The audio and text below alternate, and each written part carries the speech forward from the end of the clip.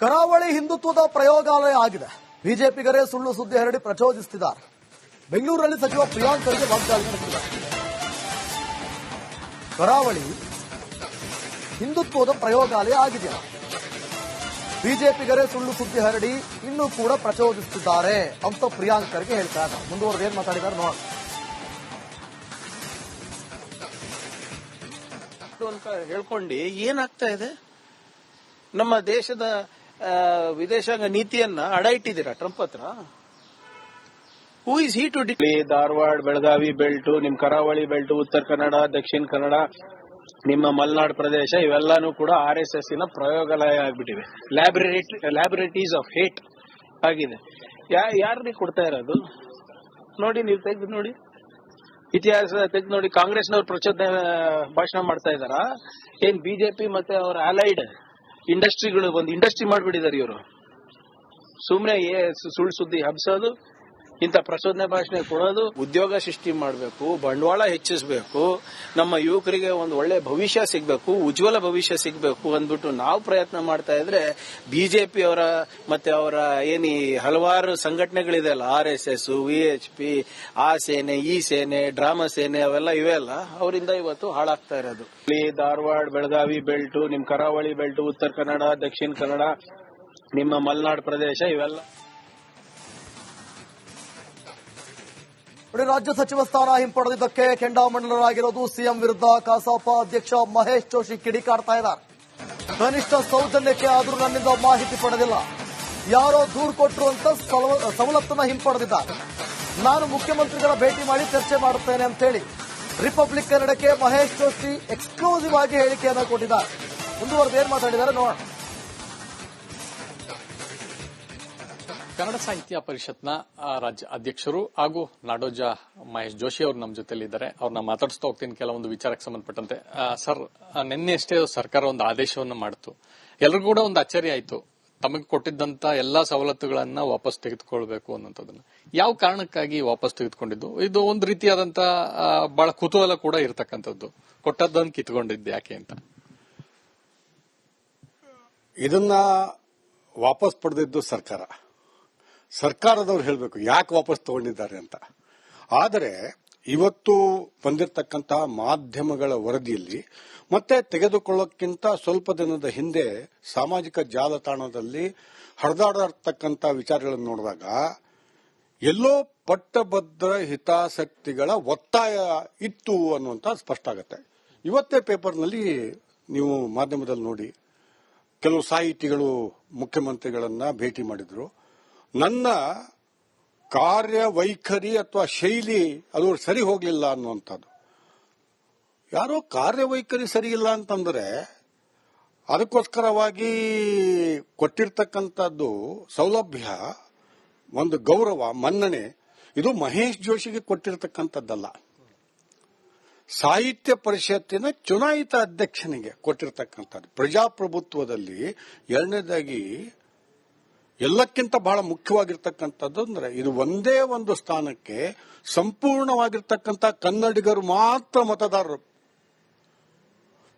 ನಮಗೆ ನಮ್ಮ ಚುನಾವಣೆಯಲ್ಲಿ, ಕೇಂದ್ರ ಪರಿಷತ್ತಿನ ಅಧ್ಯಕ್ಷರ ಚುನಾವಣೆಯಲ್ಲಿ ಇಡೀ ಕರ್ನಾಟಕ 31 ಜಿಲ್ಲೆಗಳ ಕನ್ನಡದ ಸಾಹಿತ್ಯ ಪರಿಷತ್ತಿನ ಮತದಾರರು, ಅವರಿಂದ ನಾನು ಚುನಾಯಿತನಾಗಿದ್ದು.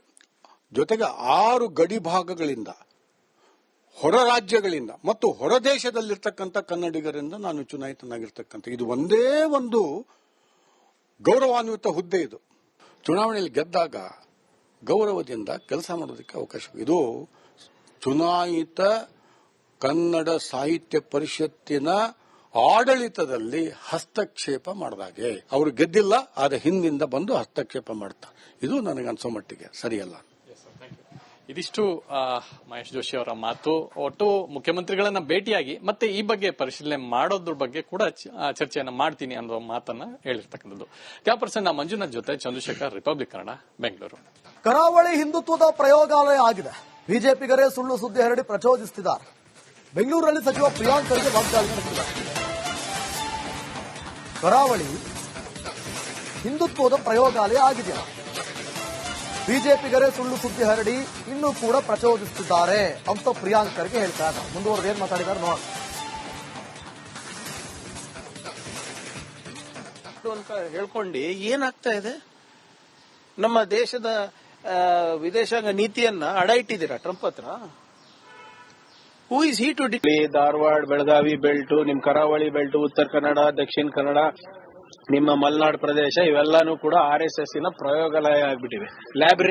ಲ್ಯಾಬೊರೇಟರೀಸ್ ಆಫ್ ಹೇಟ್ ಆಗಿದೆ. ಯಾರಿಗೆ ಕೊಡ್ತಾ ಇರೋದು ನೋಡಿ, ನೀವು ತೆಗೆದು ನೋಡಿ, ಇತಿಹಾಸ ತೆಗೆದು ನೋಡಿ. ಕಾಂಗ್ರೆಸ್ನವ್ರು ಪ್ರಚೋದನೆ ಭಾಷಣ ಮಾಡ್ತಾ ಇದಾರಾ? ಏನ್ ಬಿಜೆಪಿ ಮತ್ತೆ ಅವರ ಅಲೈಡ್ ಇಂಡಸ್ಟ್ರಿಗಳು ಒಂದು ಇಂಡಸ್ಟ್ರಿ ಮಾಡ್ಬಿಟ್ಟಿದ್ದಾರೆ ಇವರು. ಸುಮ್ನೆ ಸುಳ್ಳು ಸುದ್ದಿ ಹಬ್ಸೋದು, ಇಂಥ ಪ್ರಚೋದನೆ ಭಾಷಣ ಕೊಡೋದು. ಉದ್ಯೋಗ ಸೃಷ್ಟಿ ಮಾಡಬೇಕು, ಬಂಡವಾಳ ಹೆಚ್ಚಿಸಬೇಕು, ನಮ್ಮ ಯುವಕರಿಗೆ ಒಂದು ಒಳ್ಳೆ ಭವಿಷ್ಯ ಸಿಗಬೇಕು, ಉಜ್ವಲ ಭವಿಷ್ಯ ಸಿಗಬೇಕು ಅಂದ್ಬಿಟ್ಟು ನಾವು ಪ್ರಯತ್ನ ಮಾಡ್ತಾ ಇದ್ರೆ ಬಿಜೆಪಿ ಅವರ ಮತ್ತೆ ಅವರ ಏನಿ ಹಲವಾರು ಸಂಘಟನೆಗಳಿದೆಯಲ್ಲ, RSS, VHP, ಆ ಸೇನೆ, ಈ ಸೇನೆ, ಡ್ರಾಮಾ ಸೇನೆ, ಅವೆಲ್ಲ ಇವೆಲ್ಲ ಅವರಿಂದ ಇವತ್ತು ಹಾಳಾಗ್ತಾ ಇರೋದು. ಧಾರವಾಡ, ಬೆಳಗಾವಿ ಬೆಲ್ಟು, ನಿಮ್ ಕರಾವಳಿ ಬೆಲ್ಟು, ಉತ್ತರ ಕನ್ನಡ, ದಕ್ಷಿಣ ಕನ್ನಡ, ನಿಮ್ಮ ಮಲೆನಾಡು ಪ್ರದೇಶ ಇವೆಲ್ಲ. ರಾಜ್ಯ ಸಚಿವ ಸ್ಥಾನ ಹಿಂಪಡೆದಿದ್ದಕ್ಕೆ ಕೆಂಡಾಮಂಡಲರಾಗಿರೋದು ಸಿಎಂ ವಿರುದ್ಧ ಕಸಾಪ ಅಧ್ಯಕ್ಷ ಮಹೇಶ್ ಜೋಶಿ ಕಿಡಿಕಾರ್ತಾ ಇದ್ದಾರೆ. ಕನಿಷ್ಠ ಸೌಜನ್ಯಕ್ಕೆ ಆದರೂ ನನ್ನಿಂದ ಮಾಹಿತಿ ಪಡೆದಿಲ್ಲ, ಯಾರೋ ದೂರು ಕೊಟ್ಟರು ಅಂತ ಸವಲತ್ತನ್ನ ಹಿಂಪಡೆದಿದ್ದಾರೆ. ನಾನು ಮುಖ್ಯಮಂತ್ರಿಗಳ ಭೇಟಿ ಮಾಡಿ ಚರ್ಚೆ ಮಾಡುತ್ತೇನೆ ಅಂತ ಹೇಳಿ ರಿಪಬ್ಲಿಕ್ ಕನ್ನಡಕ್ಕೆ ಮಹೇಶ್ ಜೋಶಿ ಎಕ್ಸ್ಕ್ಲೂಸಿವ್ ಆಗಿ ಹೇಳಿಕೆಯನ್ನು ಕೊಟ್ಟಿದ್ದಾರೆ. ಮುಂದುವರೆದು ಏನ್ ಮಾತಾಡಿದ್ದಾರೆ ನೋಡೋಣ. ಕನ್ನಡ ಸಾಹಿತ್ಯ ಪರಿಷತ್ನ ರಾಜ್ಯ ಅಧ್ಯಕ್ಷರು ಹಾಗೂ ನಾಡೋಜ ಮಹೇಶ್ ಜೋಶಿ ಅವರು ನಮ್ಮ ಜೊತೆಲಿದ್ದಾರೆ. ಅವ್ರನ್ನ ಮಾತಾಡಿಸ್ತಾ ಹೋಗ್ತೀನಿ ಕೆಲವೊಂದು ವಿಚಾರಕ್ಕೆ ಸಂಬಂಧಪಟ್ಟಂತೆ. ಸರ್, ನಿನ್ನೆಷ್ಟೇ ಸರ್ಕಾರ ಒಂದು ಆದೇಶವನ್ನು ಮಾಡಿತು, ಎಲ್ರಿಗೂ ಕೂಡ ಒಂದು ಅಚ್ಚರಿ ಆಯಿತು. ತಮಗೆ ಕೊಟ್ಟಿದ್ದಂತ ಎಲ್ಲಾ ಸವಲತ್ತುಗಳನ್ನ ವಾಪಸ್ ತೆಗೆದುಕೊಳ್ಬೇಕು ಅನ್ನೋದನ್ನ ಯಾವ ಕಾರಣಕ್ಕಾಗಿ ವಾಪಸ್ ತೆಗೆದುಕೊಂಡಿದ್ದು? ಇದು ಒಂದು ರೀತಿಯಾದಂತ ಬಹಳ ಕುತೂಹಲ ಕೂಡ ಇರತಕ್ಕಂಥದ್ದು. ಕೊಟ್ಟದ್ದನ್ನು ಕಿತ್ಕೊಂಡಿದ್ದು ಯಾಕೆ ಅಂತ. ಇದನ್ನ ವಾಪಸ್ ಪಡೆದಿದ್ದು ಸರ್ಕಾರದವ್ರು ಹೇಳಬೇಕು ಯಾಕೆ ವಾಪಸ್ ತಗೊಂಡಿದ್ದಾರೆ ಅಂತ. ಆದರೆ ಇವತ್ತು ಬಂದಿರತಕ್ಕಂತಹ ಮಾಧ್ಯಮಗಳ ವರದಿಯಲ್ಲಿ ಮತ್ತೆ ತೆಗೆದುಕೊಳ್ಳೋಕ್ಕಿಂತ ಸ್ವಲ್ಪ ದಿನದ ಹಿಂದೆ ಸಾಮಾಜಿಕ ಜಾಲತಾಣದಲ್ಲಿ ಹರಿದಾಡತಕ್ಕಂಥ ವಿಚಾರಗಳನ್ನು ನೋಡಿದಾಗ ಎಲ್ಲೋ ಪಟ್ಟಭದ್ರ ಹಿತಾಸಕ್ತಿಗಳ ಒತ್ತಾಯ ಇತ್ತು ಅನ್ನುವಂತ ಸ್ಪಷ್ಟ ಆಗುತ್ತೆ. ಇವತ್ತೇ ಪೇಪರ್ನಲ್ಲಿ ನೀವು ಮಾಧ್ಯಮದಲ್ಲಿ ನೋಡಿ, ಕೆಲವು ಸಾಹಿತಿಗಳು ಮುಖ್ಯಮಂತ್ರಿಗಳನ್ನ ಭೇಟಿ ಮಾಡಿದ್ರು. ನನ್ನ ಕಾರ್ಯವೈಖರಿ ಅಥವಾ ಶೈಲಿ ಅದು ಸರಿ ಹೋಗಲಿಲ್ಲ ಅನ್ನುವಂಥದ್ದು. ಯಾರೋ ಕಾರ್ಯವೈಖರಿ ಸರಿ ಇಲ್ಲ ಅಂತಂದ್ರೆ ಅದಕ್ಕೋಸ್ಕರವಾಗಿ ಕೊಟ್ಟಿರ್ತಕ್ಕಂಥದ್ದು ಸೌಲಭ್ಯ, ಒಂದು ಗೌರವ, ಮನ್ನಣೆ, ಇದು ಮಹೇಶ್ ಜೋಶಿಗೆ ಕೊಟ್ಟಿರ್ತಕ್ಕಂಥದ್ದಲ್ಲ. ಸಾಹಿತ್ಯ ಪರಿಷತ್ತಿನ ಚುನಾಯಿತ ಅಧ್ಯಕ್ಷನಿಗೆ ಕೊಟ್ಟಿರ್ತಕ್ಕಂಥದ್ದು. ಪ್ರಜಾಪ್ರಭುತ್ವದಲ್ಲಿ ಎರಡನೇದಾಗಿ ಎಲ್ಲಕ್ಕಿಂತ ಬಹಳ ಮುಖ್ಯವಾಗಿರ್ತಕ್ಕಂಥದ್ದು ಅಂದ್ರೆ ಇದು ಒಂದೇ ಒಂದು ಸ್ಥಾನಕ್ಕೆ ಸಂಪೂರ್ಣವಾಗಿರ್ತಕ್ಕಂಥ ಕನ್ನಡಿಗರು ಮಾತ್ರ ಮತದಾರರು.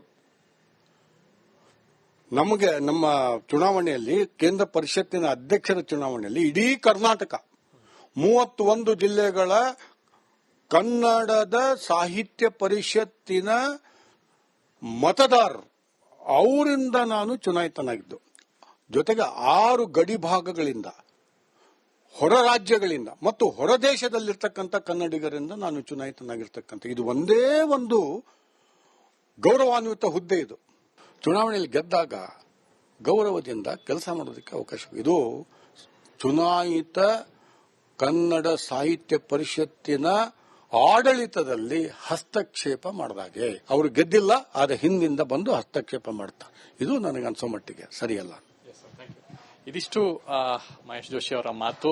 ಒಟ್ಟು ಮುಖ್ಯಮಂತ್ರಿಗಳನ್ನ ಭೇಟಿಯಾಗಿ ಮತ್ತೆ ಈ ಬಗ್ಗೆ ಪರಿಶೀಲನೆ ಮಾಡೋದ್ರ ಬಗ್ಗೆ ಕೂಡ ಚರ್ಚೆಯನ್ನ ಮಾಡ್ತೀನಿ ಅನ್ನೋ ಮಾತನ್ನ ಹೇಳಿರ್ತಕ್ಕಂಥದ್ದು. ಕ್ಯಾಪರ್ಸನ್ ಮಂಜುನಾಥ್ ಜೊತೆ ಚಂದ್ರಶೇಖರ್, ರಿಪಬ್ಲಿಕ್ ಕನ್ನಡ, ಬೆಂಗಳೂರು. ಕರಾವಳಿ ಹಿಂದುತ್ವದ ಪ್ರಯೋಗಾಲಯ ಆಗಿದೆ. ಬಿಜೆಪಿಗರೇ ಸುಳ್ಳು ಸುದ್ದಿ ಹರಡಿ ಪ್ರಚೋದಿಸುತ್ತಿದ್ದಾರೆ. ಬೆಂಗಳೂರಿನಲ್ಲಿ ಸಚಿವ ಪ್ರಿಯಾಂಕ್ ಖರ್ಗೆ ವಾಗ್ದಾಳಿ ನಡೆಸಿದ್ದಾರೆ.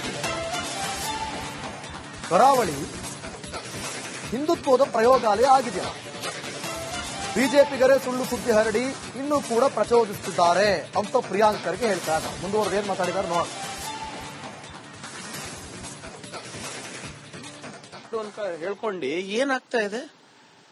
ನಮ್ಮ ದೇಶದ ವಿದೇಶಾಂಗ ನೀತಿಯನ್ನ ಅಡ ಇಟ್ಟಿದ್ದೀರಾ ಟ್ರಂಪ್ ಹತ್ರ? Who is he to Dharwad, Belagavi belt, ನಿಮ್ ಕರಾವಳಿ ಬೆಲ್ಟು, ಉತ್ತರ ಕನ್ನಡ, ದಕ್ಷಿಣ ಕನ್ನಡ, ನಿಮ್ಮ ಮಲೆನಾಡು ಪ್ರದೇಶ ಇವೆಲ್ಲಾನು ಕೂಡ RSS ನ ಪ್ರಯೋಗಾಲಯ ಆಗ್ಬಿಟ್ಟಿವೆ. ಲ್ಯಾಬೊರೇಟರೀಸ್ ಆಫ್ ಹೇಟ್ ಆಗಿದೆ. ಯಾರಿಗೆ ಕೊಡ್ತಾ ಇರೋದು ನೋಡಿ, ನೀವು ತೆಗೆದು ನೋಡಿ, ಇತಿಹಾಸ ತೆಗೆದು ನೋಡಿ. ಕಾಂಗ್ರೆಸ್ನವ್ರು ಪ್ರಚೋದನೆ ಭಾಷಣ ಮಾಡ್ತಾ ಇದಾರಾ? ಏನ್ ಬಿಜೆಪಿ ಮತ್ತೆ ಅವರ ಅಲೈಡ್ ಇಂಡಸ್ಟ್ರಿಗಳು ಒಂದು ಇಂಡಸ್ಟ್ರಿ ಮಾಡ್ಬಿಟ್ಟಿದ್ದಾರೆ ಇವರು. ಸುಮ್ನೆ ಸುಳ್ಳು ಸುದ್ದಿ ಹಬ್ಸೋದು, ಇಂಥ ಪ್ರಚೋದನೆ ಭಾಷಣ ಕೊಡೋದು. ಉದ್ಯೋಗ ಸೃಷ್ಟಿ ಮಾಡಬೇಕು, ಬಂಡವಾಳ ಹೆಚ್ಚಿಸಬೇಕು, ನಮ್ಮ ಯುವಕರಿಗೆ ಒಂದು ಒಳ್ಳೆ ಭವಿಷ್ಯ ಸಿಗಬೇಕು, ಉಜ್ವಲ ಭವಿಷ್ಯ ಸಿಗಬೇಕು ಅಂದ್ಬಿಟ್ಟು ನಾವು ಪ್ರಯತ್ನ ಮಾಡ್ತಾ ಇದ್ರೆ ಬಿಜೆಪಿ ಅವರ ಮತ್ತೆ ಅವರ ಏನಿ ಹಲವಾರು ಸಂಘಟನೆಗಳಿದೆಯಲ್ಲ, RSS, VHP, ಆ ಸೇನೆ, ಈ ಸೇನೆ, ಡ್ರಾಮಾ ಸೇನೆ, ಅವೆಲ್ಲ ಇವೆಲ್ಲ ಅವರಿಂದ ಇವತ್ತು ಹಾಳಾಗ್ತಾ ಇರೋದು. ಧಾರವಾಡ, ಬೆಳಗಾವಿ ಬೆಲ್ಟು, ನಿಮ್ ಕರಾವಳಿ ಬೆಲ್ಟು, ಉತ್ತರ ಕನ್ನಡ, ದಕ್ಷಿಣ ಕನ್ನಡ, ನಿಮ್ಮ ಮಲೆನಾಡು ಪ್ರದೇಶ ಇವೆಲ್ಲ. ರಾಜ್ಯ ಸಚಿವ ಸ್ಥಾನ ಹಿಂಪಡೆದಿದ್ದಕ್ಕೆ ಕೆಂಡಾಮಂಡಲರಾಗಿರೋದು ಸಿಎಂ ವಿರುದ್ಧ ಕಸಾಪ ಅಧ್ಯಕ್ಷ ಮಹೇಶ್ ಜೋಶಿ ಕಿಡಿಕಾರ್ತಾ ಇದ್ದಾರೆ. ಕನಿಷ್ಠ ಸೌಜನ್ಯಕ್ಕೆ ಆದರೂ ನನ್ನಿಂದ ಮಾಹಿತಿ ಪಡೆದಿಲ್ಲ, ಯಾರೋ ದೂರು ಕೊಟ್ಟರು ಅಂತ ಸವಲತ್ತನ್ನ ಹಿಂಪಡೆದಿದ್ದಾರೆ. ನಾನು ಮುಖ್ಯಮಂತ್ರಿಗಳ ಭೇಟಿ ಮಾಡಿ ಚರ್ಚೆ ಮಾಡುತ್ತೇನೆ ಅಂತ ಹೇಳಿ ರಿಪಬ್ಲಿಕ್ ಕನ್ನಡಕ್ಕೆ ಮಹೇಶ್ ಜೋಶಿ ಎಕ್ಸ್ಕ್ಲೂಸಿವ್ ಆಗಿ ಹೇಳಿಕೆಯನ್ನು ಕೊಟ್ಟಿದ್ದಾರೆ. ಮುಂದುವರೆದು ಏನ್ ಮಾತಾಡಿದ್ದಾರೆ ನೋಡೋಣ. ಕನ್ನಡ ಸಾಹಿತ್ಯ ಪರಿಷತ್ನ ರಾಜ್ಯ ಅಧ್ಯಕ್ಷರು ಹಾಗೂ ನಾಡೋಜ ಮಹೇಶ್ ಜೋಶಿ ಅವರು ನಮ್ಮ ಜೊತೆಲಿದ್ದಾರೆ. ಅವ್ರನ್ನ ಮಾತಾಡಿಸ್ತಾ ಹೋಗ್ತೀನಿ ಕೆಲವೊಂದು ವಿಚಾರಕ್ಕೆ ಸಂಬಂಧಪಟ್ಟಂತೆ. ಸರ್, ನಿನ್ನೆಷ್ಟೇ ಸರ್ಕಾರ ಒಂದು ಆದೇಶವನ್ನು ಮಾಡಿತು, ಎಲ್ರಿಗೂ ಕೂಡ ಒಂದು ಅಚ್ಚರಿ ಆಯಿತು. ತಮಗೆ ಕೊಟ್ಟಿದ್ದಂತ ಎಲ್ಲಾ ಸವಲತ್ತುಗಳನ್ನ ವಾಪಸ್ ತೆಗೆದುಕೊಳ್ಬೇಕು ಅನ್ನೋದನ್ನ ಯಾವ ಕಾರಣಕ್ಕಾಗಿ ವಾಪಸ್ ತೆಗೆದುಕೊಂಡಿದ್ದು? ಇದು ಒಂದು ರೀತಿಯಾದಂತ ಬಹಳ ಕುತೂಹಲ ಕೂಡ ಇರತಕ್ಕಂಥದ್ದು. ಕೊಟ್ಟದ್ದನ್ನು ಕಿತ್ಕೊಂಡಿದ್ದು ಯಾಕೆ ಅಂತ. ಇದನ್ನ ವಾಪಸ್ ಪಡೆದಿದ್ದು ಸರ್ಕಾರದವ್ರು ಹೇಳಬೇಕು ಯಾಕೆ ವಾಪಸ್ ತಗೊಂಡಿದ್ದಾರೆ ಅಂತ. ಆದರೆ ಇವತ್ತು ಬಂದಿರತಕ್ಕಂತಹ ಮಾಧ್ಯಮಗಳ ವರದಿಯಲ್ಲಿ ಮತ್ತೆ ತೆಗೆದುಕೊಳ್ಳೋಕ್ಕಿಂತ ಸ್ವಲ್ಪ ದಿನದ ಹಿಂದೆ ಸಾಮಾಜಿಕ ಜಾಲತಾಣದಲ್ಲಿ ಹರಿದಾಡತಕ್ಕಂಥ ವಿಚಾರಗಳನ್ನು ನೋಡಿದಾಗ ಎಲ್ಲೋ ಪಟ್ಟಭದ್ರ ಹಿತಾಸಕ್ತಿಗಳ ಒತ್ತಾಯ ಇತ್ತು ಅನ್ನುವಂತ ಸ್ಪಷ್ಟ ಆಗುತ್ತೆ. ಇವತ್ತೇ ಪೇಪರ್ನಲ್ಲಿ ನೀವು ಮಾಧ್ಯಮದಲ್ಲಿ ನೋಡಿ, ಕೆಲವು ಸಾಹಿತಿಗಳು ಮುಖ್ಯಮಂತ್ರಿಗಳನ್ನ ಭೇಟಿ ಮಾಡಿದ್ರು. ನನ್ನ ಕಾರ್ಯವೈಖರಿ ಅಥವಾ ಶೈಲಿ ಅದು ಸರಿ ಹೋಗಲಿಲ್ಲ ಅನ್ನುವಂಥದ್ದು. ಯಾರೋ ಕಾರ್ಯವೈಖರಿ ಸರಿ ಇಲ್ಲ ಅಂತಂದ್ರೆ ಅದಕ್ಕೋಸ್ಕರವಾಗಿ ಕೊಟ್ಟಿರ್ತಕ್ಕಂಥದ್ದು ಸೌಲಭ್ಯ, ಒಂದು ಗೌರವ, ಮನ್ನಣೆ, ಇದು ಮಹೇಶ್ ಜೋಶಿಗೆ ಕೊಟ್ಟಿರ್ತಕ್ಕಂಥದ್ದಲ್ಲ. ಸಾಹಿತ್ಯ ಪರಿಷತ್ತಿನ ಚುನಾಯಿತ ಅಧ್ಯಕ್ಷನಿಗೆ ಕೊಟ್ಟಿರ್ತಕ್ಕಂಥದ್ದು. ಪ್ರಜಾಪ್ರಭುತ್ವದಲ್ಲಿ ಎರಡನೇದಾಗಿ ಎಲ್ಲಕ್ಕಿಂತ ಬಹಳ ಮುಖ್ಯವಾಗಿರ್ತಕ್ಕಂಥದ್ದು ಅಂದ್ರೆ ಇದು ಒಂದೇ ಒಂದು ಸ್ಥಾನಕ್ಕೆ ಸಂಪೂರ್ಣವಾಗಿರ್ತಕ್ಕಂಥ ಕನ್ನಡಿಗರು ಮಾತ್ರ ಮತದಾರರು. ನಮಗೆ ನಮ್ಮ ಚುನಾವಣೆಯಲ್ಲಿ, ಕೇಂದ್ರ ಪರಿಷತ್ತಿನ ಅಧ್ಯಕ್ಷರ ಚುನಾವಣೆಯಲ್ಲಿ ಇಡೀ ಕರ್ನಾಟಕ 31 ಜಿಲ್ಲೆಗಳ ಕನ್ನಡದ ಸಾಹಿತ್ಯ ಪರಿಷತ್ತಿನ ಮತದಾರರು, ಅವರಿಂದ ನಾನು ಚುನಾಯಿತನಾಗಿದ್ದು. ಜೊತೆಗೆ 6 ಗಡಿ ಭಾಗಗಳಿಂದ, ಹೊರ ರಾಜ್ಯಗಳಿಂದ ಮತ್ತು ಹೊರ ದೇಶದಲ್ಲಿರ್ತಕ್ಕಂಥ ಕನ್ನಡಿಗರಿಂದ ನಾನು ಚುನಾಯಿತನಾಗಿರ್ತಕ್ಕಂಥ ಇದು ಒಂದೇ ಒಂದು ಗೌರವಾನ್ವಿತ ಹುದ್ದೆ. ಇದು ಚುನಾವಣೆಯಲ್ಲಿ ಗೆದ್ದಾಗ ಗೌರವದಿಂದ ಕೆಲಸ ಮಾಡೋದಕ್ಕೆ ಅವಕಾಶ. ಇದು ಚುನಾಯಿತ ಕನ್ನಡ ಸಾಹಿತ್ಯ ಪರಿಷತ್ತಿನ ಆಡಳಿತದಲ್ಲಿ ಹಸ್ತಕ್ಷೇಪ ಮಾಡಿದಾಗೆ. ಅವರು ಗೆದ್ದಿಲ್ಲ, ಆದ ಹಿಂದಿಂದ ಬಂದು ಹಸ್ತಕ್ಷೇಪ ಮಾಡ್ತಾರೆ. ಇದು ನನಗನ್ಸೋ ಮಟ್ಟಿಗೆ ಸರಿಯಲ್ಲ. ಇದಿಷ್ಟು ಮಹೇಶ್ ಜೋಶಿ ಅವರ ಮಾತು. ಒಟ್ಟು ಮುಖ್ಯಮಂತ್ರಿಗಳನ್ನ ಭೇಟಿಯಾಗಿ ಮತ್ತೆ ಈ ಬಗ್ಗೆ ಪರಿಶೀಲನೆ ಮಾಡೋದ್ರ ಬಗ್ಗೆ ಕೂಡ ಚರ್ಚೆಯನ್ನ ಮಾಡ್ತೀನಿ ಅನ್ನೋ ಮಾತನ್ನ ಹೇಳಿರ್ತಕ್ಕಂಥದ್ದು. ಕ್ಯಾಪರ್ಸನ್ ಮಂಜುನಾಥ್ ಜೊತೆ ಚಂದ್ರಶೇಖರ್, ರಿಪಬ್ಲಿಕ್ ಕನ್ನಡ.